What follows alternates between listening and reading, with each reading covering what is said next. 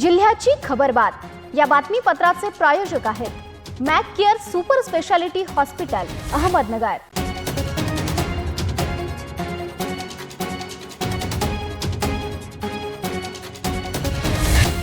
प्रेक्षकांनो नमस्कार, मी निर्जला न्यूज 24 सह्याद्रीमध्ये तुमचं स्वागत। तर पाहूयात अहिल्यानगर जिल्ह्यातील महत्त्वपूर्ण बातम्यांचा आढावा जिल्ह्याची खबरबातमध्ये।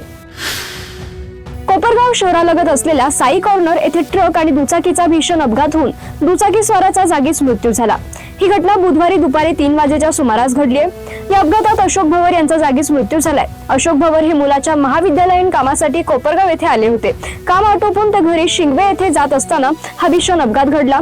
या अपघातानंतर ट्रक चालक हा घटनास्थळावरून पसार झाला आहे। या घटनेची माहिती मिळताच शहर पोलीस घटनास्थळी दाखल झाले व पोलिसांकडून पुढील कारवाई सुरू आहे।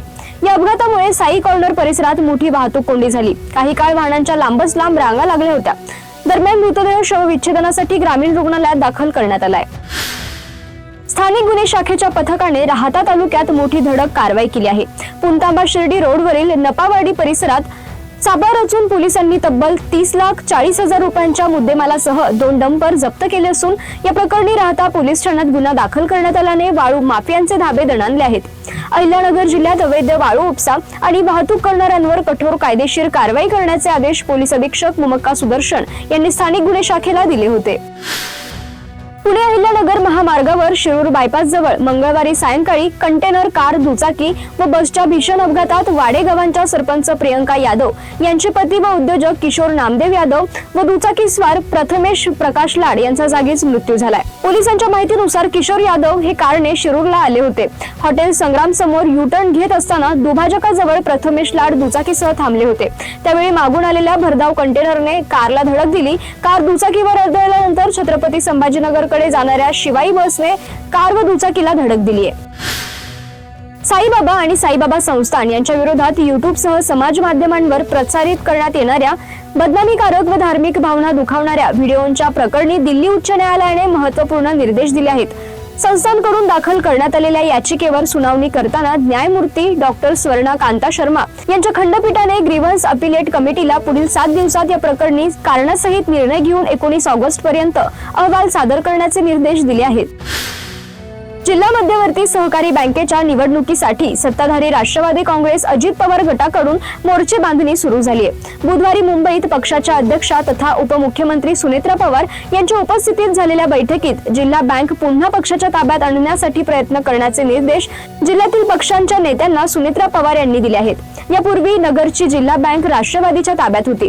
यापुढे देखील ती राष्ट्रवादी अजितदादा यांच्या गटाच्या ताब्यात राहावी, यासाठी त्यांनी कामाला लागावे असे निर्देश उपमुख्यमंत्री पवार यांनी यावेळी दिलेत। जिल्ह्याची खबरबातमध्ये घेऊयात एक छोटीशी विश्रांती। रोखोक पत्रकारिता, निर्भीड बाणा आणि कणखर भूमिका, महाराष्ट्राचा सखा, सत्याचा पाठीराखा, शब्दांचं सामर्थ्य, विश्वसनीयतेची उंची, न्यूज 24 सह्याद्री। विश्रांतीनंतर तुमचं पुन्हा एकदा स्वागत। पाहूयात पुढील बातम्या।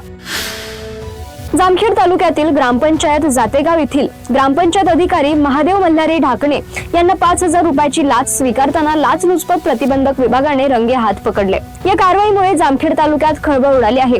लाचलुचपत प्रतिबंधक विभाग अहिल्यानगर यांनी दिलेल्या माहितीनुसार तक्रारदार यांनी ग्रामपंचायत जातेगाव येथील ग्रामपंचायत अधिकारी महादेव ढाकणे यांच्या विरुद्ध तक्रार दाखल केली होती।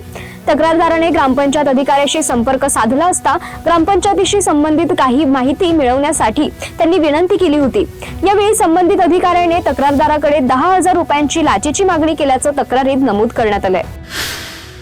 कोपरगाव नगर परिषदेचे उपनगराध्यक्ष जितेंद्र रणशूर यांचे जात प्रमाणपत्र पडताळणी समितीने अवैध ठरवल्याने त्यांचे नगरसेवक पद रद्द करण्याचे आदेश जिल्हाधिकारी डॉक्टर पंकज आशिया यांनी दिले आहेत। रणशूर यांना 6 वर्षांसाठी पुढील निवडणूक लढवण्यासही अपात्र ठरवण्यात आले असल्याची माहिती ॲडव्होकेट MU सय्यद यांनी दिली।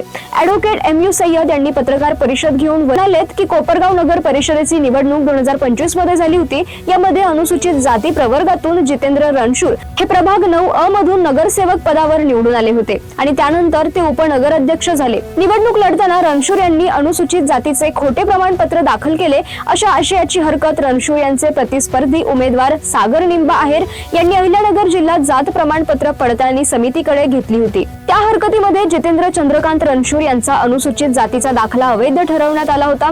हा जातीचा दाखला अवैध ठरवल्याने रणशूर यांना नगरसेवक पदातून अपात्र घोषित करावे म्हणून सागर आहेर यांच्या वतीने ॲडव्होकेट सय्यद यांना जिल्हाधिकाऱ्यांकडे अर्ज दाखल केला होता। जिल्हाधिकाऱ्यांनी पुरावे व वस्तुस्थितीचा विचार करून निकाल जाहीर केला।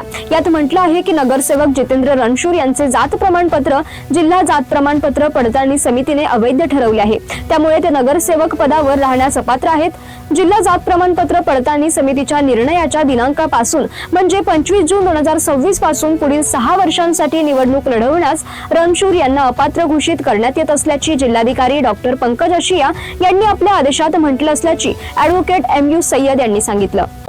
आपल्या सर्वांना ज्ञात आहेच, कोपरगाव नगरपालिकेची सार्वत्रिक निवडणूक 2025 साली झाली होती।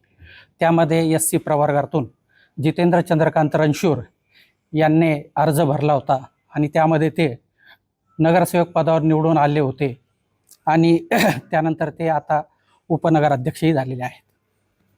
त्यांनी SC 37 या प्रवर्गाचा जात दाखला खोटा आहे, खोटा दाखल केला म्हणून सागर निंबायर यांच्यामार्फत आपण जिल्हा जाती प्रमाणपत्र पडताळणी समितीकडे हरकत नोंदवलेली होती आणि त्या हरकतीमध्ये जितेंद्र चंद्रकांत रणशूर यांचा SC प्रवर्गाचा 37 हा दाखला जो आहे तो अवैध ठरवण्यात आलेला आहे, हे आपल्याला माहीतच आहे। त्यानंतर आपण हा जातीचा दाखला अवैध ठरवला गेल्याने माननीय जिल्हाधिकारी अहिल्यानगर यांच्याकडे जितेंद्र चंद्रकांत रणशूर यांना नगरसेवक पदासाठी अपात्र घोषित करण्यात यावे म्हणून आपण जिल्हाधिकारी यांच्याकडे अर्ज दाखल केलेला होता आणि त्याचा निकाल माननीय जिल्हाधिकारी यांनी पारित करून जितेंद्र चंद्रकांत रणशूर यांचं नगरसेवक पद जे आहे ते त्यांच्या निकालान्वये अपात्र घोषित केलेले आहे। कायदा आणि सुव्यवस्था अबाधित राखण्यासाठी आणि गुन्हेगारीला व्यसन घालण्यासाठी पोलीस प्रशासनाने बुधवारी 17 पोलीस ठाण्यांच्या हद्दीत एकाच वेळी ऑल आउट ऑपरेशन व कॉम्बिंग ऑपरेशन राबवले।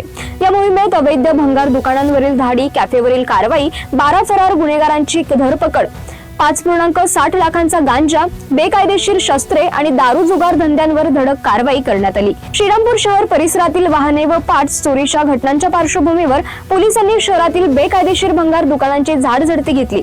वाहनांची कागदपत्रे व मालकी हक्क सिद्ध न करू शकल्याने आसिफ दाऊद तांबोळी, फिरोज रसूल शहा, अनीस हारून शहा तसेच सुलेमान दादा मिया शहा, शकील इब्राहिम शहा व आसिफ हारून शहा या 6 दुकानदारांवर गुन्हे दाखल करण्यात आले आहेत।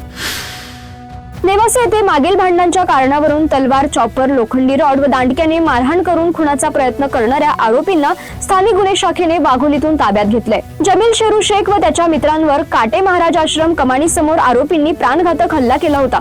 गुन्ह्यानंतर आरोपी फरार झाले होते। तांत्रिक विश्लेषणाच्या आधारे आरोपी वाघोली परिसरात असल्याची माहिती पोलिसांना मिळाली आणि त्यानंतर पोलिसांनी लक्ष्मण संजय शिरसाट, देवीदास उर्फ राम संजय शिरसाट, आदित्य भाऊसाहेब कणगरे व आकाश श्रावण चक्र नारायण यांच्यासह एका विधी संघर्षित बालकाला ताब्यात घेतलंय। जिल्ह्याची खबरबात मध्ये आपण इथेच थांबतोय, मात्र तुम्ही पाहत रहा न्यूज 24 सह्याद्री।